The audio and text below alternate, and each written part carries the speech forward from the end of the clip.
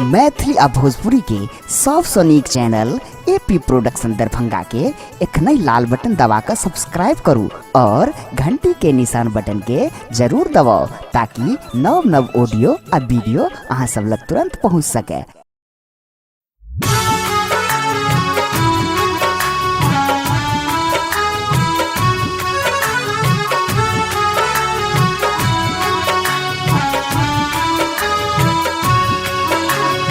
एखन अपने सब सुन रहल छी एपी प्रोडक्शन के प्रस्तुति। जहिया से तकले भई नजरिया गे, जहिया से तकले भई नजरिया गे, जिंदगी जोर भ गेले। जहिया से तकले भई नजरिया